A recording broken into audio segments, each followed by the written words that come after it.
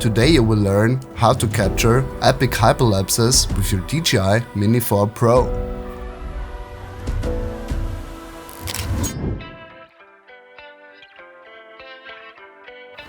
To set up a hyperlapse, you simply go to the menu and move down to the hyperlapse function, which is found underneath the master shots and quick shots option. Now you'll see all the different hyperlapse modes that you can choose from: free, circle, course lock and waypoints. In my example, I'm using the course lock mode. This mode allows me to set the direction the drone will fly, but at the same time it also allows me to separately position my camera angle to wherever I want my hyperlapse to be captured. If this is done, you press this little lock icon on the screen, which indicates that you just locked in the flight path of the drone. Now you can also set the focus point by pressing on the screen of the controller.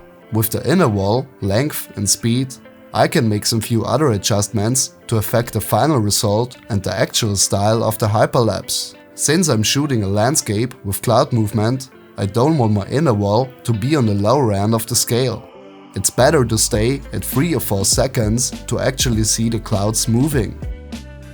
Now you can set the duration of the hyperlapse. Most of the time I choose the highest possible option, but in this case my drone battery wasn't fully loaded. That's why it says that the current battery level won't be enough to shoot an 8-second hyperlapse. That's why I reduced the duration to 6 seconds. Within the speed tab, you can now choose how fast your drone will fly the preset path. And since I want my hyperlapse to look calm and cinematic, I don't set it up too fast. Don't ask me why, but before I actually started my hyperlapse, I changed my interval to 3 seconds again. Maybe because I wanted to add 1 more second to my hyperlapse. Now I double checked the composition and framing again. And I also set up my ISO and my shutter speed.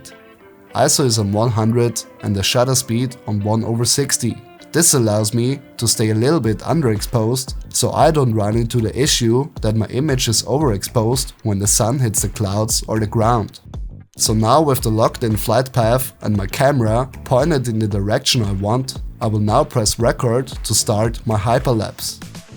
That's pretty much it, and you can now let your drone do its thing. But there are a lot of things that you can actually check and should watch out for. On your map to the bottom left, you can always see the starting and the end point of your drone. Green represents the starting point and red represents the ending point. What's really important to consider during a hyperlapse is the battery level and your home point position.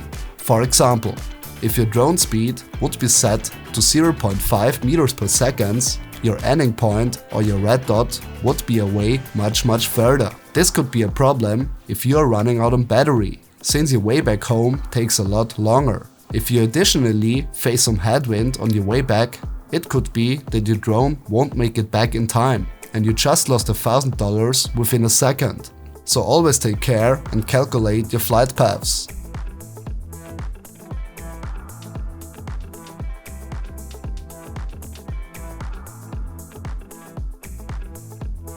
During a hyperlapse, if there's enough battery left, you can always increase the video length by pressing on this little small +1 second button to add 1 second of footage to your hyperlapse.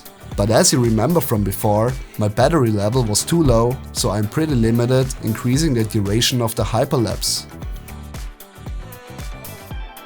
Now you simply keep an eye on the battery level and your ending point.